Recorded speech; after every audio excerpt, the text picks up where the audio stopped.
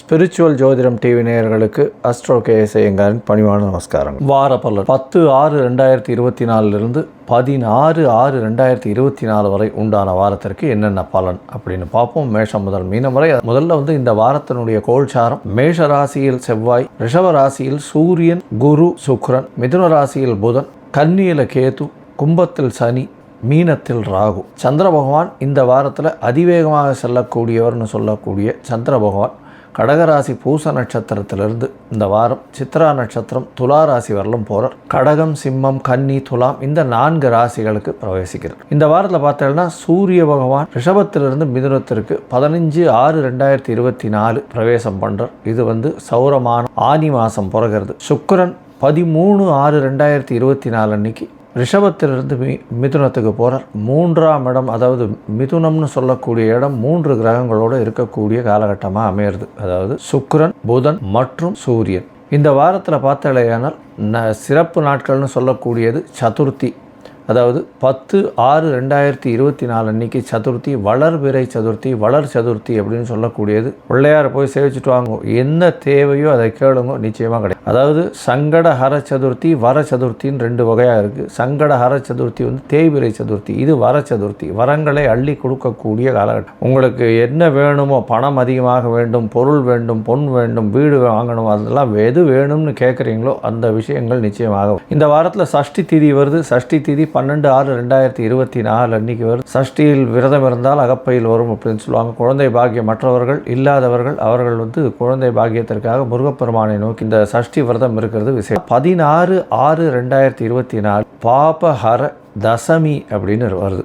அதாவது பாபஹர தசமி அப்படின்னு 10 விதமான தவறுகள் செய்யக்கூடியதற்கு அந்த நாள் அன்னைக்கு, அந்த தசமி அன்னைக்கு கங்கையை நினச்சின்னு குளித்தோம்னா கண்டிப்பாக அந்த 10 விதமான தவறுகளும் போயிடும் அப்படின்னு சொல்லக்கூடியது. அதாவது கங்கை பூமிக்கு இறங்கி வந்த நாள் அப்படின்னு சொல்லக்கூடியது அந்த தசமி. அந்த தசமி அன்னைக்கு குளிக்கக்கூடிய இடத்துல எல்லாமே கங்கை இருக்கிறதா ஒரு ஐதீகம். இதன் மூலியமாக கங்கையை நினச்சின்னு குளித்தோம்னாலே 10 விதமான பாவங்கள், அதாவது வாயால் செய்ய சொல்லக்கூடிய 4 பாவங்கள், உடலால் 3 பாவங்கள், மனசால் ஒரு 3 பாவங்கள்னு 10 பாவங்கள் இருக்குது. அதாவது வாயால் கடும் சொற்கள் பேசுறது, அடுத்த வார தவறாக பேசுறது, அதை தவிர என்ன சொல்கிறது, தேவையற்ற பேச்சுக்களை பேசி அவர்களுக்கு பொருளை இழக்கிறது, இந்த மாதிரியான விஷயம். அடுத்தது மெய்யால் பார்த்தீங்கன்னா, உடலால் பார்த்தீர்களே ஆனால் அதாவது பிறைமனை நோக்குதல், அதை தவிர அடுத்தவர்கள் பொருளை எடுக்கிறது, இந்த மாதிரியான விஷயங்கள். அடுத்தது அவர்களுடைய மனசால் நினைக்கிறது, அடுத்தவர்கள் மனசை துண்டப்படுத்துறது, அவர்கள் தவறாக போகணும்னு நினைக்கிறது, இந்த மாதிரியான விஷயங்கள் ஒரு 10 பாவங்கள் இருக்குது. இந்த 10 பாவங்கள்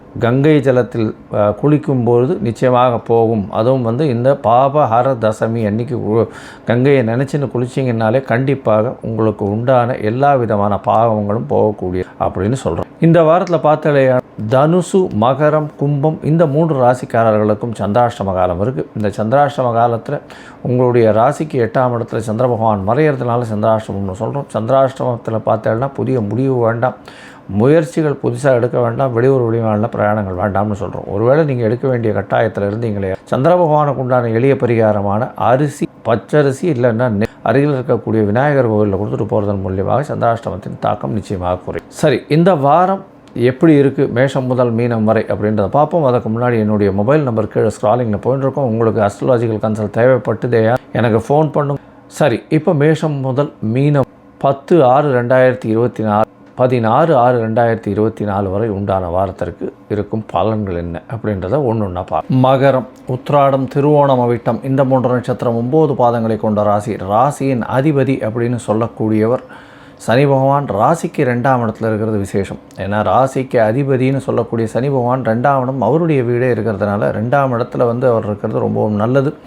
ஆண் சனியாக இருக்கிறதுனால பேச்சில் கொஞ்சம் ஜாகிரதையாக இருக்கிறது நல்லது. குடும்பத்தில் சிறு சிறு சலசலப்பு இருந்தாலும் நல்ல ஒரு ஏற்றம் இருக்கக்கூடிய காலகட்டமாக அமைய போகிறது.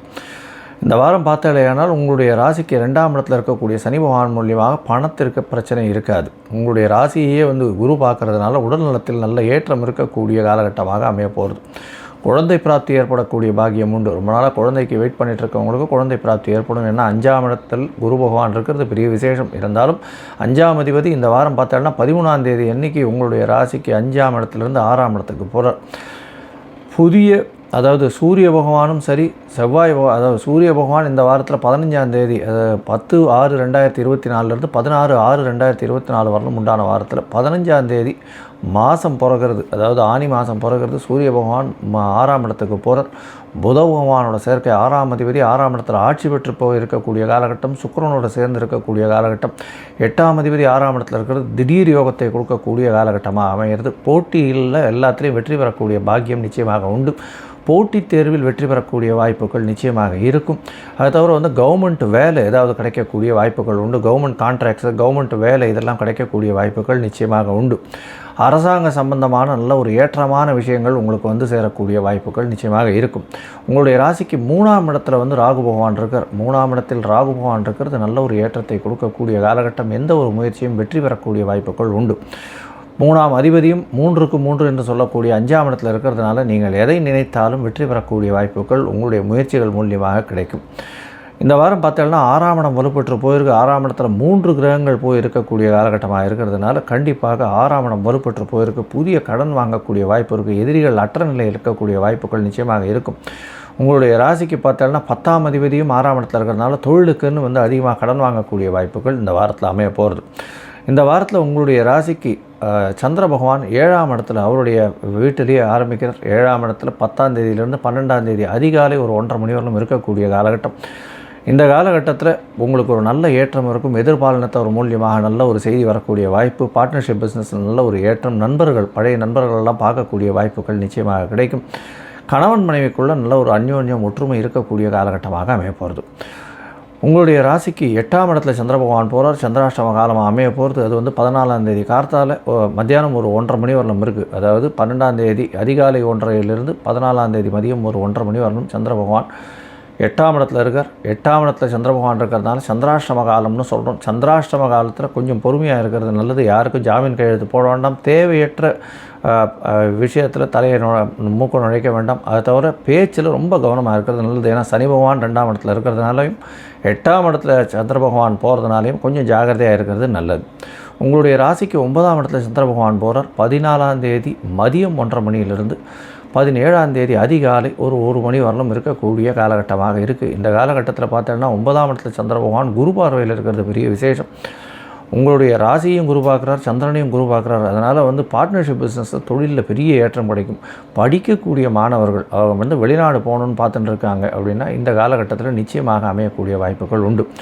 இந்த மகர ராசிக்காரர்களுக்கு பொதுவாக இந்த எலக்ட்ரிக்கல் கான்ட்ராக்ட்ஸு, அதை தவிர சிமெண்ட் கான்ட்ராக்டு, அதை தவிர இந்த இரும்பு சம்பந்தமான தொழில், ஹியூமன் ரிசோர்ஸஸ் டெவலப்மெண்ட், அதாவது ஹெச்ஆர் டிபார்ட்மெண்ட்டு, அதை தவிர கீழ்த்தட்டு மக்களோட இருக்கிறது, அதை தவிர துப்புரவு தொழிலாளர்கள், இதை தவிர இந்த மாதிரியான விஷயங்கள் இருக்கிறவர்களுக்கு பெரிய ஏற்றம் கிடைக்கும். அதை தவிர அரசியல் பிரமுகர்களுக்கு சிறு சிறு பிரச்சனைகள் இருந்தாலும் வெற்றி பெறக்கூடிய வாய்ப்புகள் நிச்சயமாக இருக்கும். இந்த வாரம் பார்த்தாலேயானால் உங்களுக்கு ஒரு பெரிய ஏற்றமான வாரமாக இருக்குது. நீங்கள் காலபைரவரை போய் வணங்கிட்டு வர்றதன் மூலியமாக சனி பகவானுக்கும் பிரீத்தி பண்ண மாதிரி இருக்கும். கருப்பு உளுத்தம் பருப்பு தானம் கொடுத்துட்டு வாங்கும் அருகில் இருக்க கோவிலில். உங்களுடைய பிரச்சனைகள் எல்லாமே நல்ல ஒரு ஏற்றத்துடன் பிரச்சனைகள் அற்ற நிலையாக சூரியனை கண்ட பனி போல விலகிச் செல்லும் அப்படின்றத சொல்கிறேன்.